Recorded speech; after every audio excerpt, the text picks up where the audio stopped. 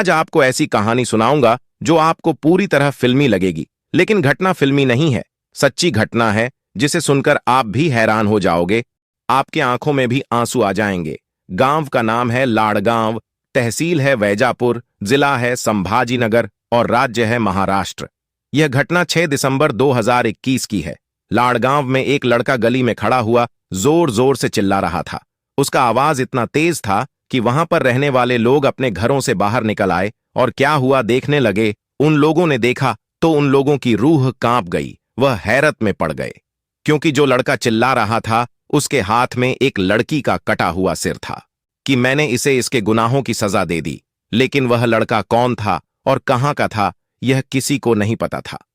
इस घटना की वजह से लाड़गांव में ही नहीं बल्कि पूरे संभाजीनगर में सनसनी फैल गई थी।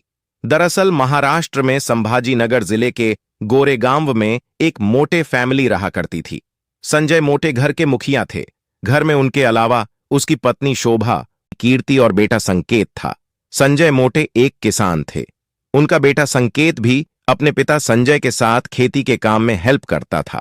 असल में 17 साल का संकेत हाई स्कूल में पढ़ता था, जबकि उसकी बहन कीर्ति उससे 2 साल बड़ी थी, जो कॉलेज में पढ़ती थी। कॉलेज में पढ़ाई के दौरान एक दिन कीर्ति की मुलाकात कैलाश प्रजापति नाम के एक लड़के से हुई थी। कैलाश प्रजापति लाड़गांव में रहता था।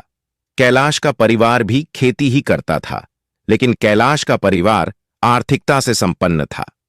23 साल का कैलाश प्रजापति भी उसी कॉलेज में पढ़ता था जिसमें कीर्ति मोटे पढ़ती थी। कीर्ति और कैलाश के बीच होने वाली मुलाकातें धीरे धीरे प्यार में बदल गईं। दोनों को एक दूसरे से प्यार हो गया था। इसके बाद कीर्ति और कैलाश के प्यार के चर्चे पूरे कॉलेज में होने लगे। वह दोनों एक दूसरे के प्यार में बहुत खुश थे। लेकिन फिर साल 2021 को जून के महीने में कीर्ति अचानक गायब हो जाती है। उसके अचानक लापता होने की खबर सुनकर कीर्ति का पूरा परिवार काफी परेशान हो गया था। परिवार वाले लोग उसे रात दिन तलाश कर रहे थे, लेकिन कीर्ति का कोई अता पता नहीं चल रहा था। आखिर कीर्ति के पिता संजय मोटे पुलिस स्टेशन जाते हैं, सारी बातें पुलिस को बताते हैं और अपनी बेटी की मिसिंग रिपोर्ट दर्ज कराते हैं। पुलिस भी कीर्ति को ढूंढने में लग जाती है। उसे तलाश करते करते कई दिन बीत जाते हैं, लेकिन कीर्ति का कुछ भी अता पता नहीं चल रहा था। उसके परिवार वालों को अपनी बेटी की बहुत चिंता हो रही थी। आखिर उनकी बेटी को किसने किडनैप कर लिया था? अब तो सभी लोग यह मानने लगे थे कि शायद कीर्ति का किसी ने मर्डर कर दिया है, लेकिन तभी अचानक उन्हें खबर मिलती है कि कीर्ति मिल गई है और वह पुलिस स्टेशन में है। यह खबर पर परिवार वाले लोगों का विश्वास नहीं हो रहा था। फिर भी कीर्ति के पिता संजय मोटे और उसका परिवार पता चलते ही कीर्ति को लेने के लिए पुलिस स्टेशन जाते हैं। लेकिन जब वो लोग वहां पहुंचे तो उन्हें पता चला कि कीर्ति को किसी ने किडनैप नहीं किया था, बल्कि वह खुद ही अपने प्रेमी कैलाश प्रजापति के साथ घर से भागी थी और उन दोनों ने शादी भी कर ली थी। यानी जिस कीर्ति की गुमशुदगी को लेकर पिता संजय मोटे इतना ज्यादा परेशान हो रहे थे, उसने खुद ही घर से भागकर शादी कर ली थी। इस बात से संजय मोटे को बहुत बड़ा सदमा लगा था। वह बदनामी के डर से घर ही घर में रहने लगे थे। और फिर एक दिन संजय मोटे भी अचानक गायब हो गए थे। इस खबर ने एक बार फिर कीर्ति के परिवार वालों को चिंता में डाल दिया था। इधर पुलिस ने भी संजय मोटे की तलाश शुरू कर दी थी, पर संजय मोटे का भी कुछ पता नहीं चला था। लेकिन फिर कुछ दिनों के बाद संजय मोटे खुद ही वापस घर लौट आए।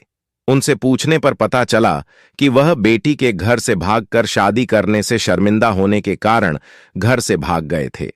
असल में वह रिश्तेदारों और समाज के ताने नहीं सुनना चाहते थे। उन लोगों के तानों से बचने के लिए संजय मोटे ने घर से भाग जाना ही उचित समझा था। और जब उनको लगा कि अब यह मामला थोड़ा ठंडा पड़ गया है, तो वह फिर से वापस घर लौट आए थे, जहां संजय मोटे के परिवार को समाज और गांव वालों से अपमान और ताने सुनने को मिल रहे थे। वहीं दूसरी तरफ कीर्ति और कैलाश अपनी नई जिंदगी की शुरुआत करने के सपने देख रहे थे। हालांकि कीर्ति के परिवार की तरह ही कैलाश के परिवार वाले भी उन दोनों के भागकर शादी करने से काफी नाराज थे। लेकिन कुछ दिनों के बाद कैलाश के घर वालों ने कीर्ति और कैलाश को अपनाया था, उनकी गलती को माफ किया था। अब कीर्ति और कैलाश की जिंदगी की गाड़ी फिर से धीरे धीरे पटरी पर आने लगी थी। दोनों बहुत खुश थे। दोनों की खुशियां और ज्यादा बढ़ गई थीं क्योंकि उनके घर में छोटा मेहमान आने वाला था। कीर्ति प्रेग्नेंट थी, यानी कीर्ति मां बनने वाली थी। कीर्ति प्रेग्नेंट होने की खबर सुनाती है कैलाश के परिवार में खुशियों का माहौल था, मगर अभी भी कीर्ति को कहीं ना कहीं अपने परिवार की याद सता रही थी। असल में उसके माता पिता ने अभी भी उसे माफ नहीं किया था। लेकिन फिर अचानक एक दिन कीर्ति के घर पर उसकी मां शोभा मिलने के लिए आती है।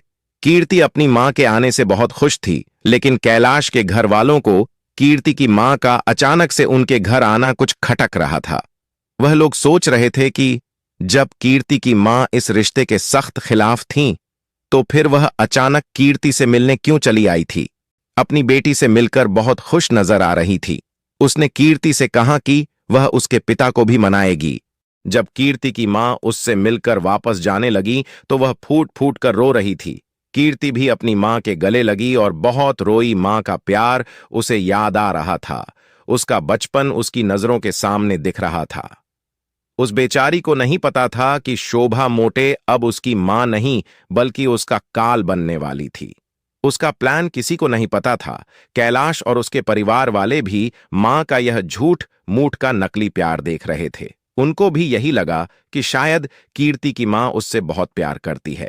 लेकिन फिर करीब 10 दिन बाद, यानी 6 दिसंबर की सुबह को, कीर्ति की मां और उसका भाई संकेत फिर से कीर्ति के ससुराल में आते हैं। कीर्ति और उसका पति कैलाश दोनों घर पर ही थे। परिवार के लोग उस समय घर के सामने ही अपने खेत में काम कर रहे थे।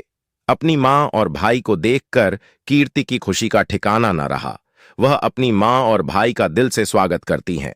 कैलाश को मामूली बुखार था, इसलिए वह घर के अंदर दूसरे कमरे में आराम कर रहा था। सांस और साला आने की खबर लगते ही कैलाश कमरे से बाहर आया और दोनों को मिला, थोड़ी बातचीत की और वह फिर से कमरे में जाकर लेट गया। कीर्ति ने अपने भाई और मां को दूसरे कमरे में बिठाया और वह खुद उनके लिए चाय बनाने किचन में चली गई। लेकिन जैसे ही कीर्ति किचन में पहुंची तो उसके पीछे पीछे चुपके से उसकी मां और भाई भी किचन में पहुंच गए। इससे पहले कि कीर्ति कुछ समझ पाती, उसकी मां और भाई ने उसे नीचे फर्श पर गिरा दिया। इसके बाद उसका भाई संकेत ने अपने साथ लाए धारदार हथियार से बहन कीर्ति पर ताबड़तोड़ वार करना शुरू किया। तभी अचानक रसोई में बर्तनों के गिरने की आवाज को सुनकर कमरे में लेटा कैलाश भी घबराकर दौड़ता दौड़ता किचन में जाता है। वहां पर उसने जो दृश्य देखा वह बहुत ही भयानक और दिल को दहला देने वाला था। कैलाश ने देखा कीर्ति नीचे फर्श पर पड़ी हुई है। उसकी मां ने कीर्ति के पैरों को जोर से पकड़ रखा था और उसका भाई संकेत धारदार हथियार से कीर्ति की गर्दन पर लगातार वार कर रहा था। यह सब देखकर कैलाश भी घबरा गया था। फिर भी उसने संकेत को रोकने का प्रयास किया, लेकिन उस समय संकेत पर तो जैसे कोई भूत सवार था।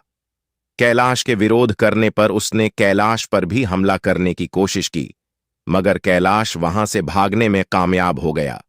संकेत ने कीर्ति का सिर धड़ से अलग कर दिया था। इसके बाद संकेत अपनी बहन कीर्ति के सिर को लेकर उसके घर से बाहर निकला और जोर जोर से चिल्लाने लगा था कि मैंने अपनी बहन को उसके गुनाहों की सजा दे दी।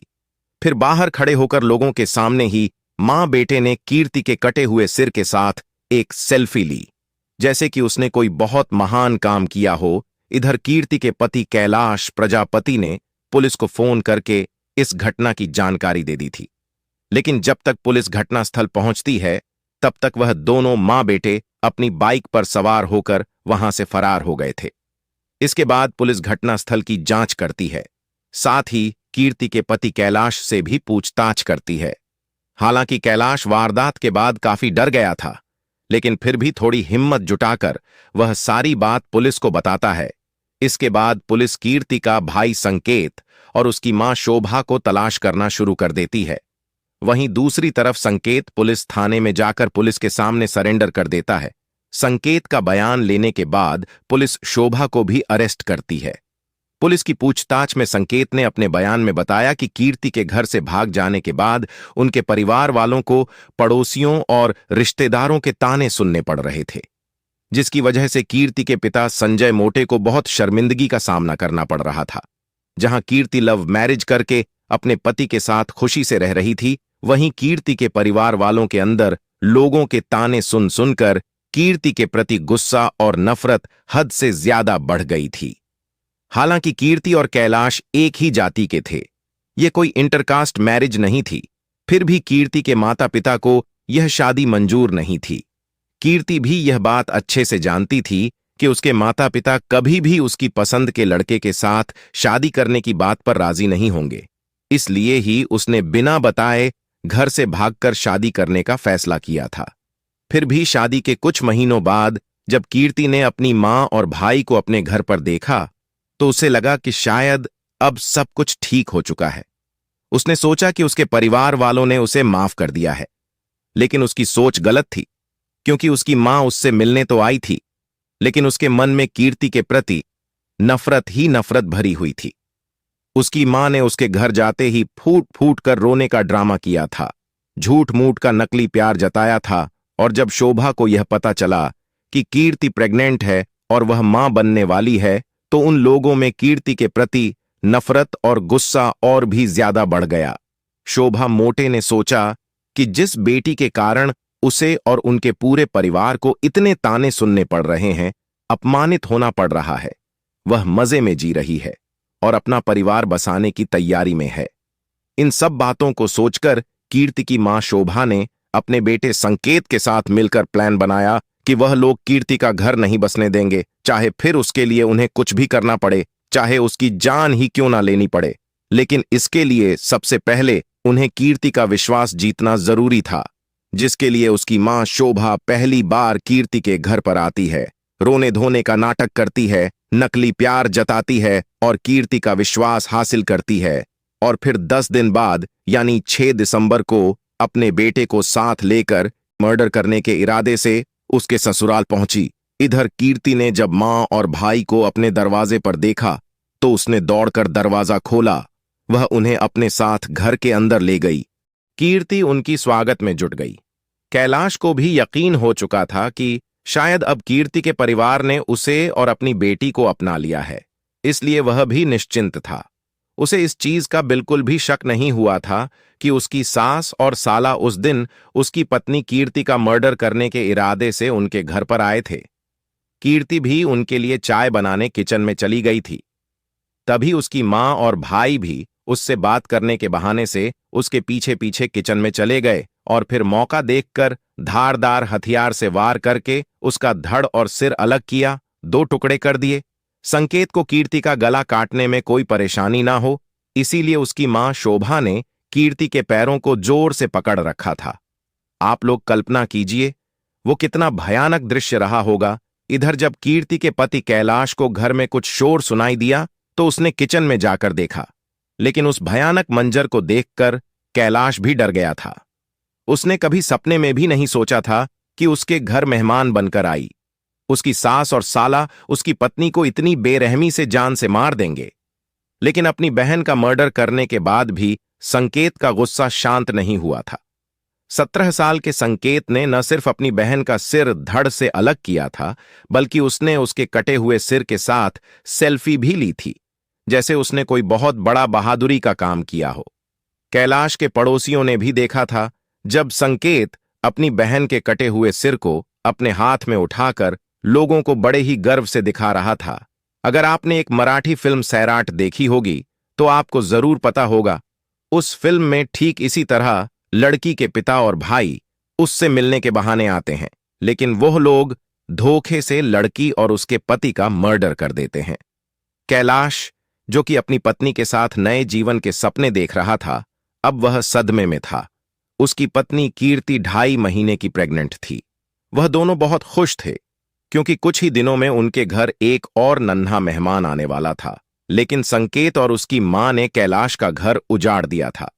वह इस बात से सदमे में था कि आखिर कोई मां और भाई इतने बेरहम कैसे हो सकते हैं।